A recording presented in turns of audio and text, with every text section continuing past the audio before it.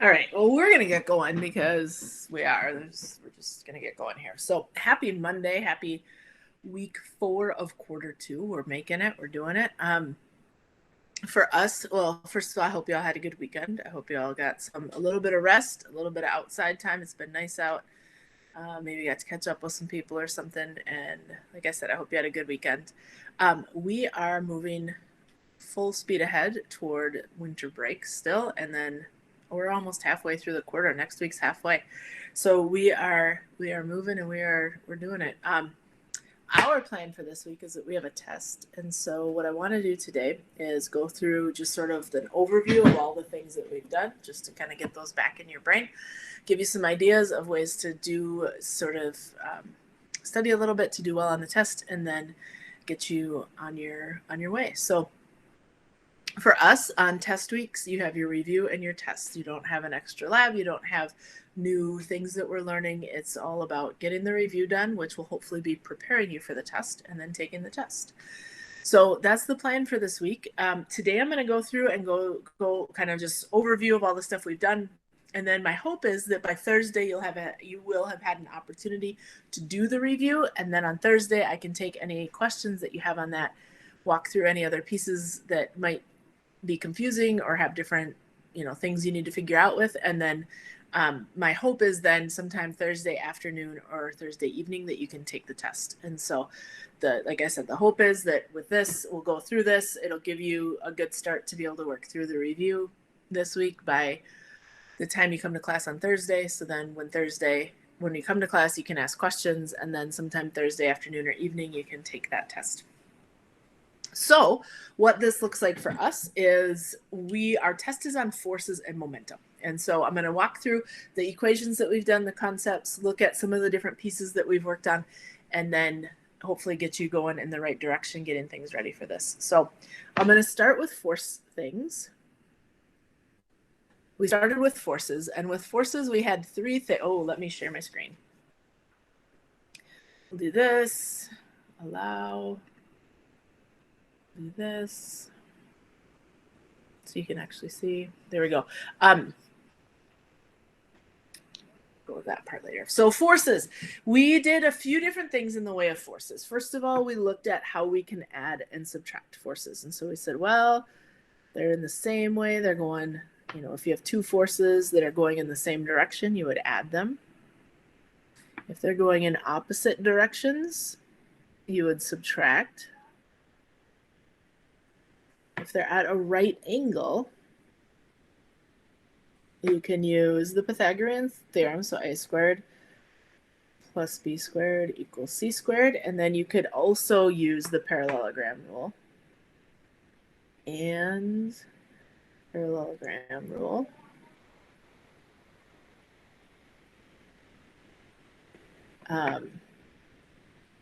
So what that means is you could draw it out and figure out what's going on. The thing that's nice about when it's at a right angle, you do have this way to calculate and get something exact, and then the parallelogram rule can help identify which direction it's going. So be somewhere up over here.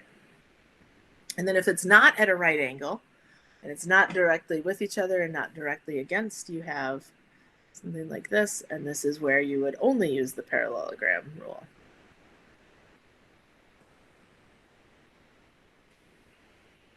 And so you'd be finishing that parallelogram with a drawing, and then that, when done to scale, will determine where it's going. So it looks something like that. And so these are the 4 ways, and sometimes you do these independently where it's just like, hey, what's the force? Or sometimes you'll do these as part of a larger question. So it might be like, hey, these forces are doing this. How fast is it accelerating if it's this mass? So these are the ways that you can look at and sum up forces and figure out what's happening. And then we had 3 equations that we used for force. The first one was F equals ma.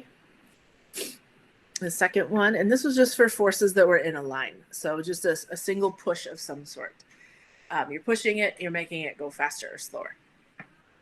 The second type that we did was centripetal force. So Fc equals mv squared over r. And so that was when we had something that was going in a circle or around a curve or something like that. And so remember that force is mass times acceleration, and acceleration is any change in velocity, and velocity is speed. with direction.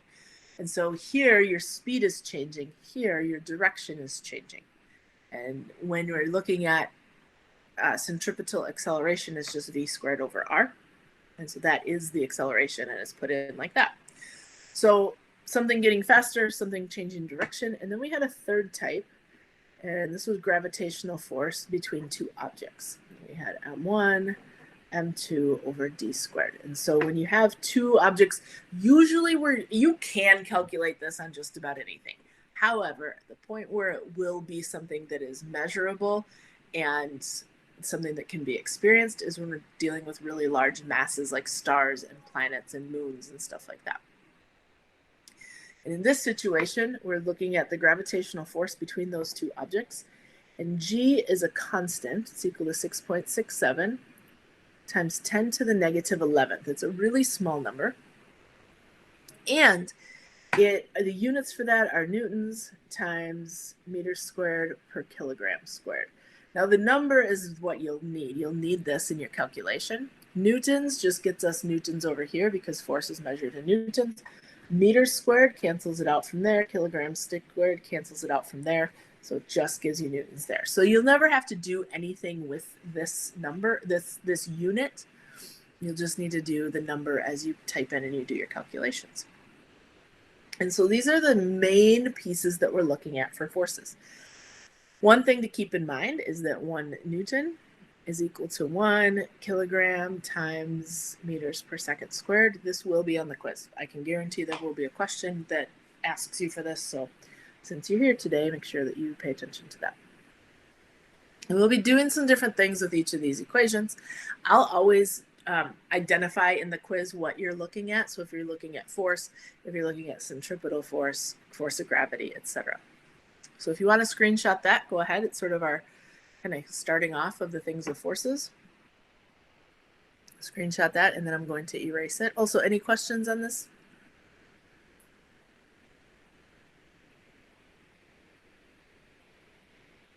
Okie dokie. All right.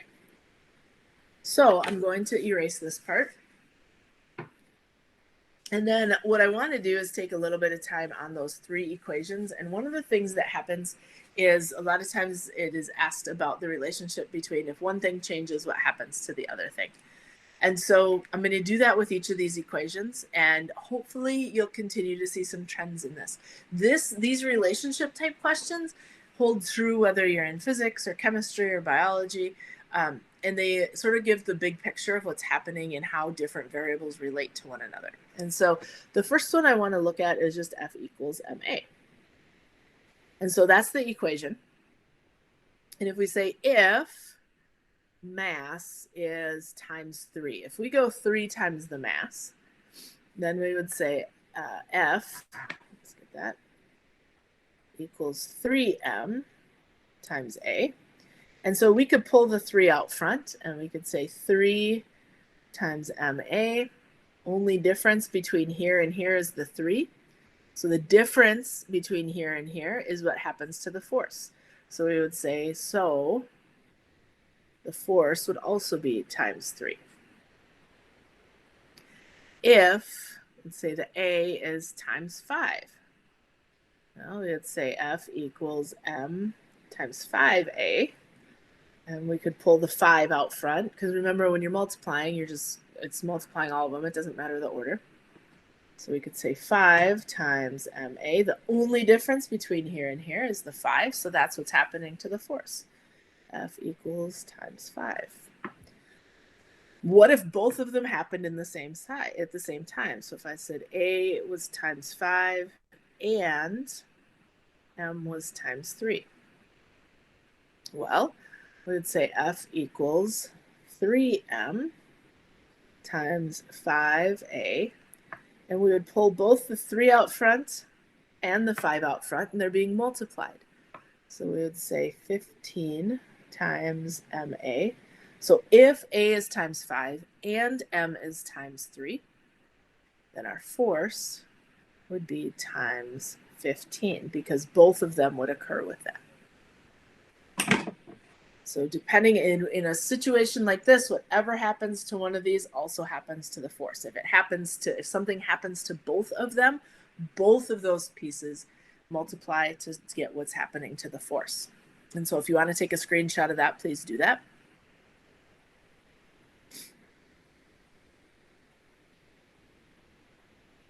And then I want to talk about the centripetal force equation. The thing that happens is this one is a pretty straightforward one because it's just multiplying the two variables to get your force. The next two, some different things can occur to those variables. And so that affects the way that it operates or the way that it affects the force. And so as we do this one, keep in mind kind of how this is working. And again, the relationships end up operating in the same way, regardless of what the topic is. And so like as we look at this and we're saying, well, F equals ma, and yeah, okay, mass goes up, acceleration goes up, force goes up. But then when we do electricity later and we say V equals IR, those relationships stay the same. And so we do sound later and we do V equals F lambda, those relationships stay the same. And so the more you can get a good practice to this, even as we change the variables that we're looking at, the relationships stay the same, and you can kind of help break it down and figure out what's going on with that. So the next equation I want to look at is centripetal force, mv squared over r. And so we have it set up like that. Now, let's say that we take the mass. So we go if mass is times 4. Let's do mass times 4. Why not? Well, then we put that in there. We would say, well, our new centripetal force is 4m times v squared over r. So we can pull the 4 out front, and we can say 4 times mv squared over r. This is what we have there. The only difference is the 4. So then the F would also be, FC is also times 4. And that one behaves the same as the other one did. Whatever happened to the mass is also happening to the force. In fact, that's gonna hold true in each of these. But if we say, well, what happens if, let's say, the velocity is times 3?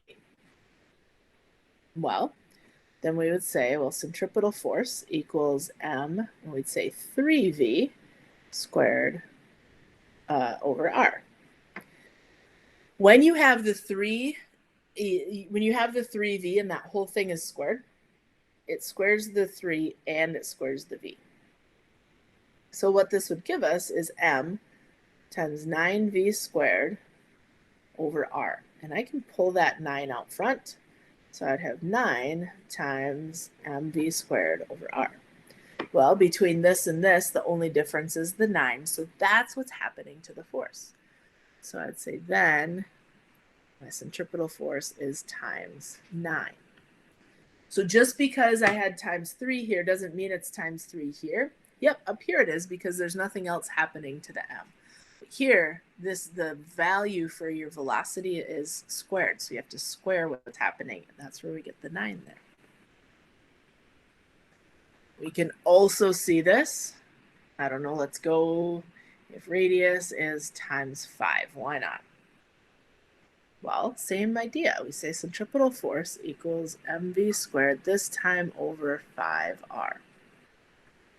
So we'll still pull the 5 out front, but it has to stay on the bottom of the equation. I can't just say 5 mv squared over r because that's not what's happening. The 5 isn't up top. So to show that that 5 is on the bottom, we have to put that as a fraction, and it's 1/5. So we're not changing any number up here with the mv squared.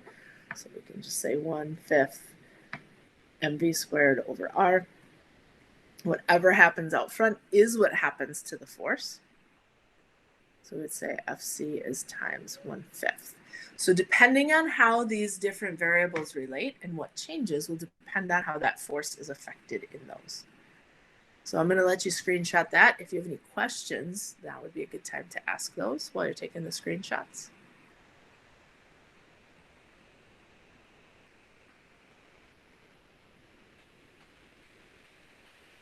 And then I'm going to go and we'll do the same with the last equation for the force of gravity. So I'm going to erase this.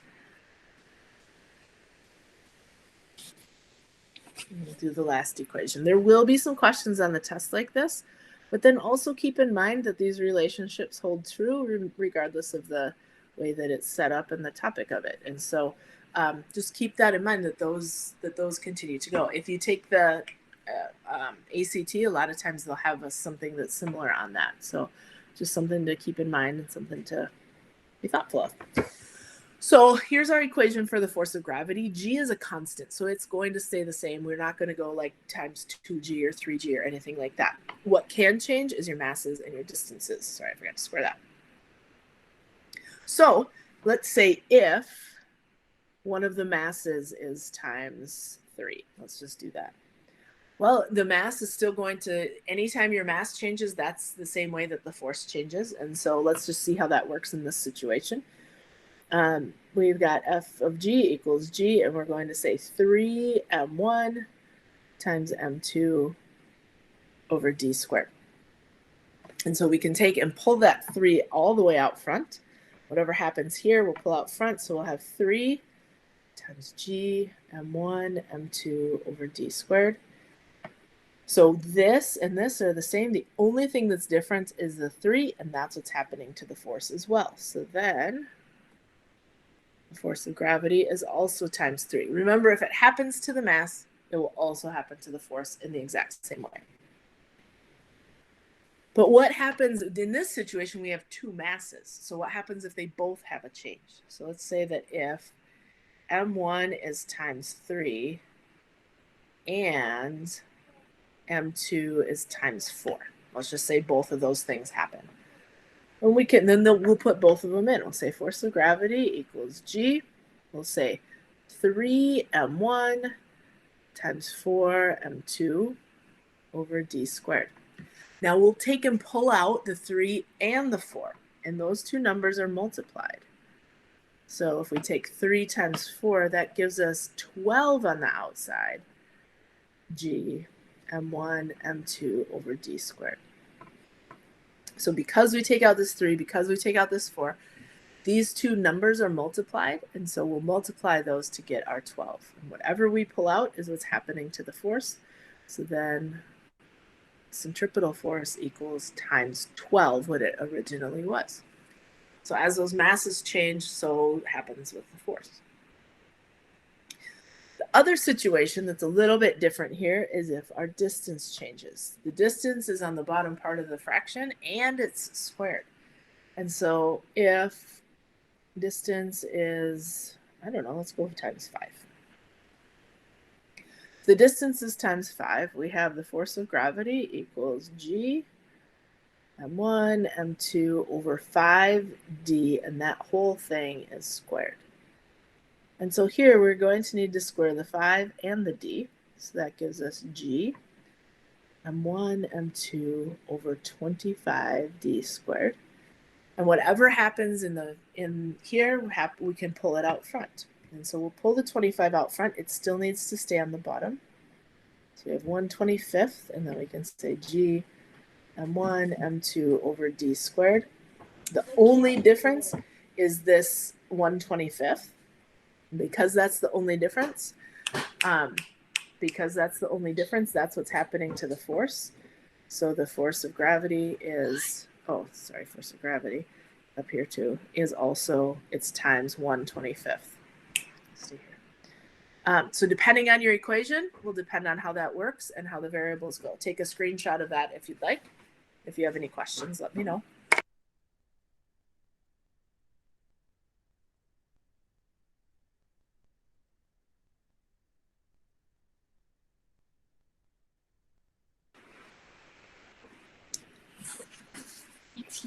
Okay, I'm going to erase this. So that's where we were with forces. The next part I want to talk about is momentum. And we had a few different things with momentum. We had momentum, and then we also had impulse. And then we also had conservation of momentum. Ooh, I don't want to talk about momentum yet. I want to talk about Newton's laws. Sorry.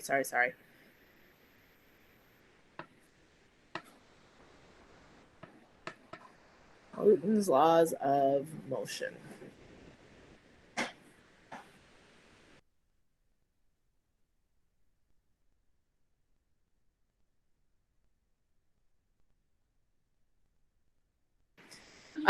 Newton's three laws of motion. We have the first one is the law of inertia. Okay, inertia is an object's tendency to keep doing what it's already doing. So we said that objects at rest stay at rest.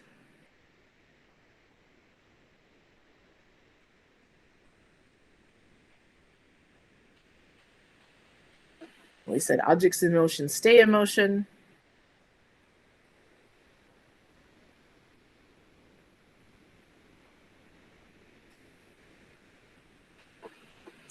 Unless acted on by an outside force.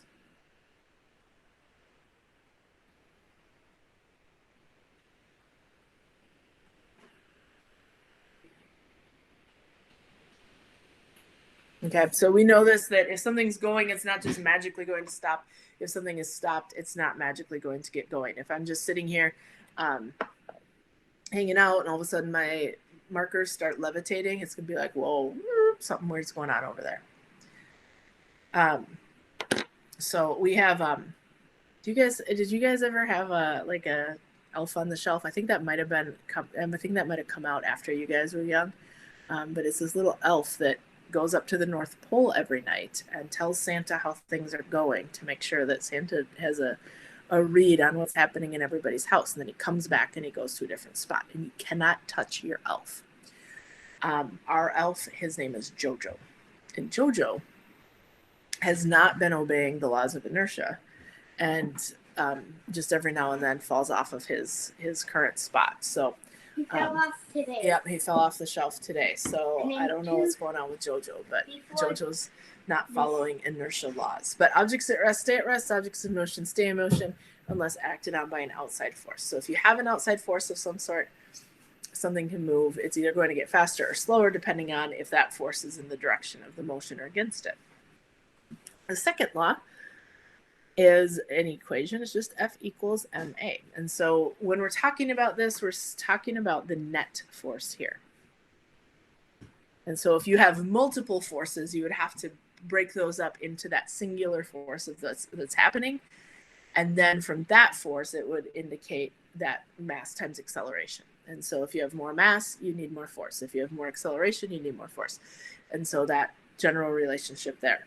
And so that's something that we've used quite a bit, but it also lands in Newton's laws. And then the third one is action-reaction. And with action-reaction, this is where a lot, like in a practical sense, this is where we see it in the way of momentum and our conservation of momentum. So if you have whatever's happening before, it happens after, when we're talking about collisions and the momentum before and after. So action-reaction, for every action,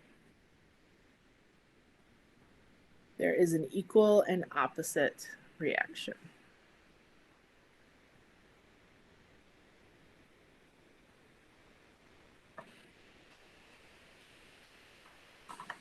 And so this happens in things of motion, like when, again, like if we talk about momentum, it also happens in things that are just being. And so just the fact that if you're sitting on a chair or a floor or the floor or anything like that, whatever you're sitting on has to be pushing up with the same amount of force, because if it's not, you're going to break it. You are going to be moving down. If it's pushing up with more force, then it's moving you. Like those chairs that help people stand up and you press the button and it slowly like moves up, that's pushing up with more force and it's causing that motion on the person. And so for every action, there's an equal and opposite reaction. And if you're just sitting still, that those forces are equal. If you are moving, the pressure between those two forces is equal, but then it's also causing you to move. And so these are the three laws. I think there's a question in your review about how that shows in a car accident. You'll do some more with this when you do your project next week. If you want to take a screenshot of that, please do it.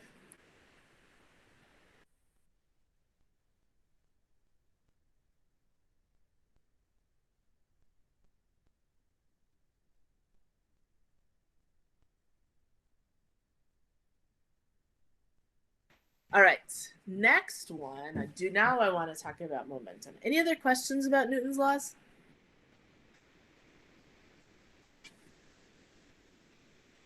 All right, momentum. Two things about momentum. First of all is just for a single object. And then for more than one object. And so for momentum, we just had P equals mv. So the momentum, I know there's not a P in momentum, but that is what represents momentum. Mass times velocity. Mass has to be in kilograms. Velocity is in meters per second. More mass gives you more momentum. More velocity gives you more momentum. Momentum has to be moving.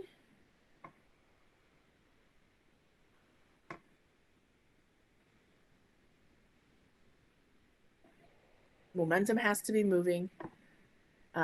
Inertia can be still, just deals with mass.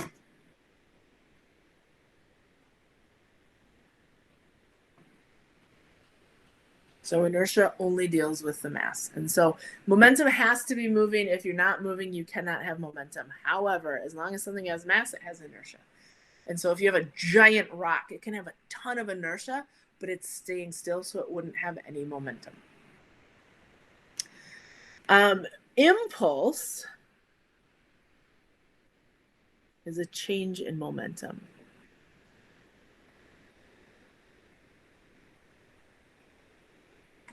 Impulse is a change in momentum. And so a lot of times in science, we represent change as a triangle. It's a delta sign. It's a Greek letter delta.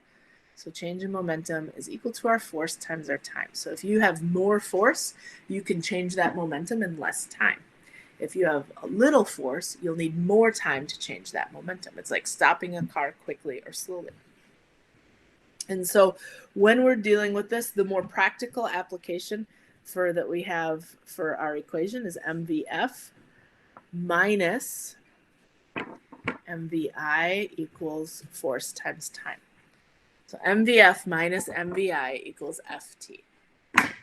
And so what that means is if you have two cars that are driving the exact same speed and they're the exact same car and mass and all that stuff, their change in momentum might be the same. They might be stopping, they might be going from 30 meters per second to stopping. But if one of them does it quickly and has a really little time, they have a really big force. It's like they're slamming on the brakes. They'll still come to that stop. The change in momentum will still be the same. So the impulse is still the same, but they'll need a big force to do that. Or they might have a small force. In order to that, they would need a big time. So depending on what they're both related to each other. Impulse can be the same, but bigger force will get that done in a smaller time and vice versa. This all happens if you have a single object. So one object.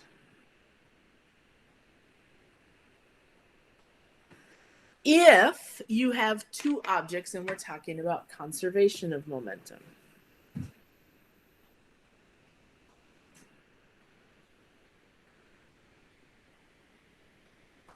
And this is what we were talking about last week. And so you have three situations if you have it. If it is elastic, you have M1V1 before the collision plus M2V2 before the collision. And we'll always just stick to two objects. You can have more, but for what we're doing, we'll stick to two. And then that will equal M1V1 plus M2V2 after the collision. So before and after. We're not going to get into double subscripts, and so even though these two sides of the equation look similar, we have to identify them as what's happening before and what's happening after. The next type is inelastic. That means they stick together after the collision. So we still start with M1V1 plus M2V2, and we've got MT for total times the velocity. So they come together, they stick, and then they continue moving together. And when that happens, that velocity will always go down. You will not be able to move as fast if you have two things. If you're walking down the hallway, your friend jumps on your back, you cannot move as fast at that point. And then explosion. And with an explosion, you start together. So you have MT times that velocity. Frequently, this velocity is 0. And then after the explosion, you have M1V1 plus M2V2. And so in that situation, in the case, the stuff that we're mostly doing, this is equal to 0. And because of that, one of the velocities would be positive and the other one would need to be negative. And so you have both of those that are happening with that. So these are the 3 types. And with these, we're dealing with 2 objects and a collision of some sort.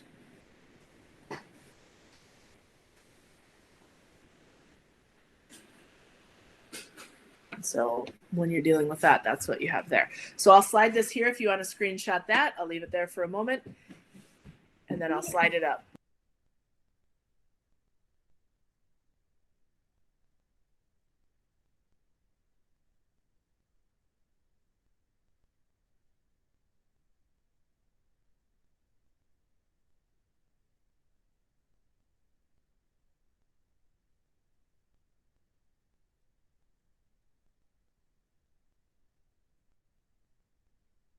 I'm going to slide this up and get the bottom shot if you'd like.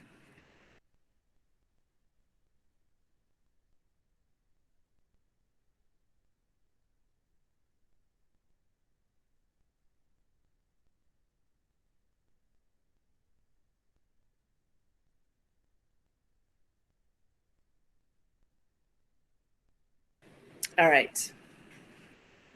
10,000. I mean 10,000. So with all of these, there are any questions about the momentum stuff? On the quiz, on the test, I will put in front of the problem what you're dealing with. So are you dealing with a force? Are you dealing with a momentum? Are you dealing with conservation of momentum? So you can sort of have a general idea of what is happening and what you're doing.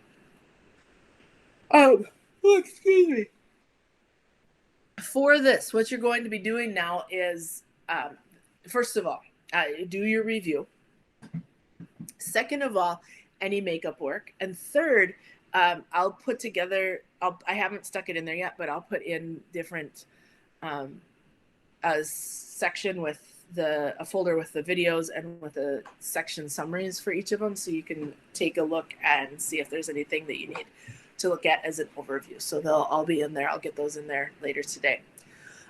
So over the next several days, I'll see you again on Thursday. And my hope is that Thursday afternoon, then you can take the test. So the first thing is that you need to do this week, any makeup work. If there's anything that you're missing, now is the time to do that. Get that done before you take the test. It'll strengthen your understanding of it and give you a good push into what you're doing on the test. 2, do your review. It is written with the intention that if you do it, it will help you on the test. It'll make you stronger in what you're doing. You'll see what you know. You'll see what you're strong at already, and you'll see if there's things that you need to improve before you get moving on it. And then 3, videos and summaries and any notes you have. Look over those things. There is intent behind each of them. Everything, we don't have time to not be intentional on what's being done. And so the videos are intentional on what you're doing for each of the practice problems and for the topics that we have. The summaries are intentional for being able to look at it and understand what you're doing. And any notes that you take, I would hope would be intentional in what you're doing. And so all of these pieces can work together. If you're doing makeup work, it will get you ready for the test. It's putting things together and giving you a good start on that. Obviously, the review will help. And then anything that when you're working on the review, if there's something you don't understand, use these things to help you get there. Biggest thing is that you're moving forward and doing what you need to do. Then on Thursday when we meet, I'll go through any other questions that you have on the review, and then we'll get you going on the things you need to do. Lastly, I have office hours on Wednesday from 1 to 2. Thursday from 12:30 to 1:30, and Friday from 11:45 to 12:45. So with both of these, it's just after it wraps up for classes for the day. So wrap up for classes, and then if you have questions for physics, go ahead and jump on and we can get those taken care of. On Wednesday, all of your classes should have office hours at some point on Wednesday, and so they're all assigned by kind of collectively as a school, and so science is from 1 to 2 on Wednesday. So if you have questions, this is a great time. It can be questions about the topic. It can be questions about getting caught up. It can be questions about how to organize the things you need to do for the week, whether it's for physics or other classes. It doesn't matter. However you need to get things figured out and put together, that's what we're looking at. And so I'm on during these times. You can jump on. It's just the same sign in, HPSH Headwell 3207, and then I can help you get the things figured out that you need to. Any other questions that would benefit the whole?